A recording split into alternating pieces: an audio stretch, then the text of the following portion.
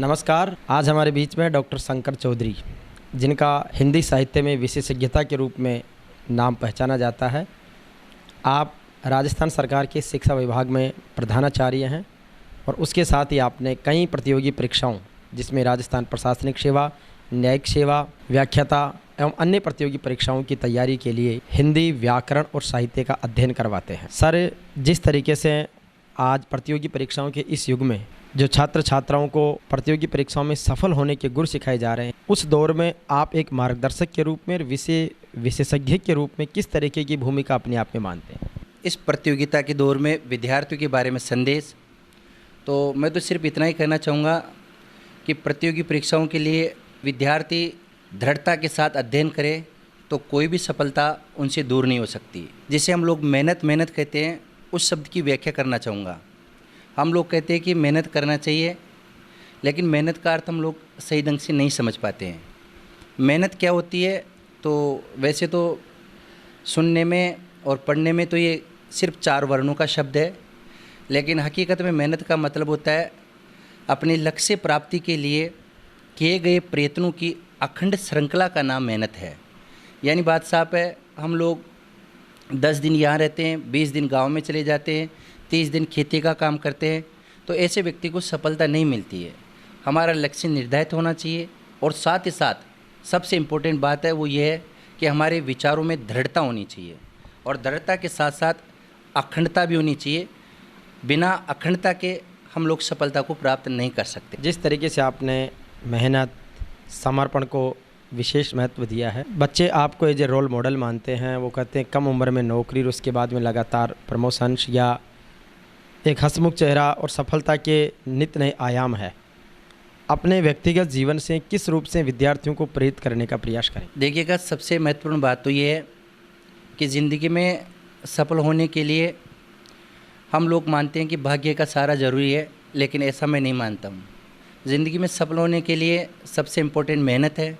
2010 के अंतर्गत जब मेरी उम्र मात्र 22 वर्ष 8 माह थी और मैं राजस्थान विश्वविद्यालय से 2010 में ही पास आउट था, तो मैंने पहली बार आरपीएससी का टेस्ट दिया था और उस टेस्ट में उच्चतम रैंक के साथ मेरा चयन हुआ था। हम यूँ कह सकते हैं कि ये चीज़ें विरासत में नहीं मिलती, इसके लिए हमें लगातार मेहनत करनी चाहिए।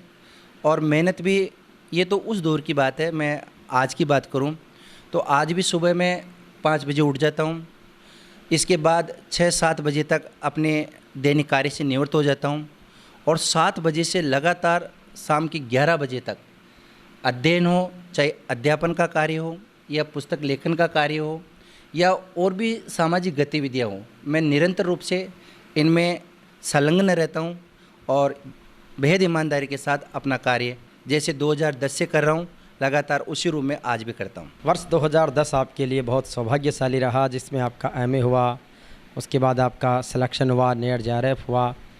प्रतियोगी परीक्षाओं की तैयारी के लिए अपने कोचिंग क्षेत्र में कदम रखें। तो 2010 के वर्ष को आप किस मायने में याद रखें? प्रत्येक व्यक्ति के जीवन में कुछ न कुछ टर्निंग पॉइंट होते हैं और मैं तो यूँ कहूँगा कि सभी के जीवन में जैसे 2010 मेरे जीवन में यादगार रहा, 2010 की भांति रोल प्ले करे। 2010 में राजस्थान विश्वविद्यालय के हिंदी विभाग से नियमित विद्यार्थी के रूप में मैंने प्रथम श्रेणी के साथ एमए किया। 2010 में ही राष्ट्रीय स्तर की प्रतियोगी परीक्षा यूजीसी नेट मैंने प्रथम प्रयास में उत्तीर्ण किया। 2010 में ही मुझे आरपीएससी से व्याख्याता पद पर चयनित होने का सौभाग्य मिला।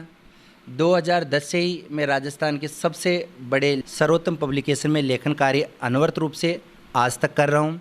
2010 से ही महज 4 विद्यार्थियों के साथ मैंने कोचिंग लाइन का कारवा शुरू किया और आप देख सकते हैं 2020 में राजस्थान के कोने कोने में हमारे विद्यार्थी प्रत्यक्ष और अप्रत्यक्ष रूप से RAS, RJS, police sub inspector, patwari, ग्राम सेवक, जूनियर अकाउंटेंट और तमाम प्रतियोगी परीक्षाओं में जो तैयारी हम करवाते हैं उसमें चयनित हुए। अब पहले आप सीधे बच्चों से व्यवहारिक रूप से क्लास में बात करते थे। कोरोना वैश्विक महामारी आने के बाद में ऑनलाइन क्लासेस का चलन शुरू हुआ है, विशेष रूप से ज़्यादा सभी सब्जेक्ट एक्सपर्ट ऑनलाइन क्लासेस का सहारा ले रहे हैं।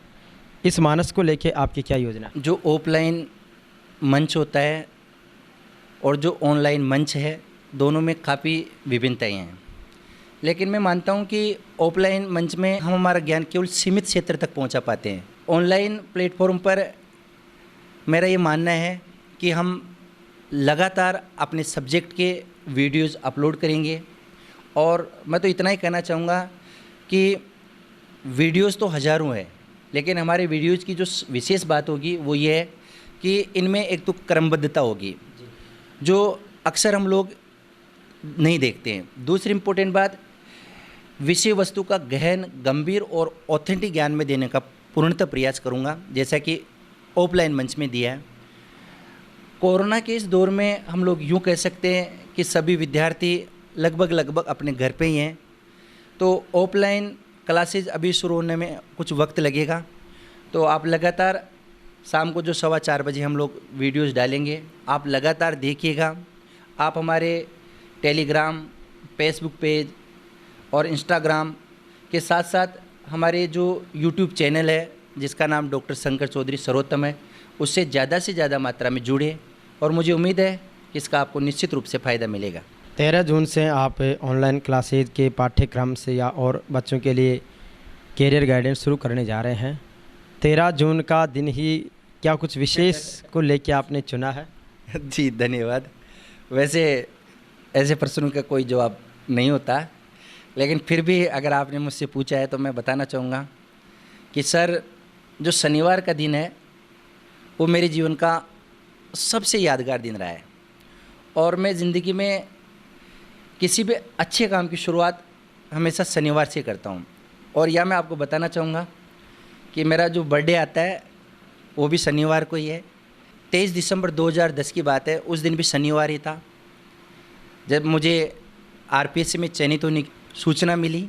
और 2 अप्रैल 2011 का दिन शायद आप लोगों के जहन में होगा, क्योंकि उस दिन इंडिया ने वर्ल्ड कप जीता था, और जो मेरी ज्वाइनिंग थी वो 2 अप्रैल 2011 की थी, और उस दिन भी शनिवार ही था। इसके बाद जो मेरा प्रमोशन हुआ धनतेरस के दिन, अभी 25 अक्टूबर को प्रिंसिपल पद पर, उस दिन भी शनिवार ही था। और जब मैंने प्रिंसिपल पद पर जो ज्वाइन किया वो डे भी शनिवार ही था। जो आने वाला दिन होगा 13 जून, वो भी शनिवार का ही होगा। इसलिए शनिवार मेरे जीवन में कई मायनों में महत्वपूर्ण दिन है। निश्चित रूप से हैं, ये आपके जीवन से जुड़े हुए हैं। अब एक संदेश आप इस कोरोना काल में विद्यार्थियों से सजगता, सावधानी के लिए अभिभावकों को, और पढ़ाई और अपने लक्ष्य के प्रति वो केंद्रित रहें, इस बात को लेकर के, और आपकी अपील और संदेश। हमारी केंद्र सरकार और राज्य सरकारें लगातार हमसे अपील कर रही है, इस कोरोना वैश्विक महामारी के अंतर्गत आप लोग अपने घरों में रहे, सुरक्षित रहे, और साथ ही साथ जितने भी पुस्तकें आपके पास है उनका आप अनवरत रूप से अध्ययन करें। साथ ही साथ ऑनलाइन क्लासेज आप आराम से 1-2 घंटे के लिए ले सकते हैं, और आप अपनी समस्याओं को आराम से ऑनलाइन प्लेटफॉर्म पर रख सकते हैं।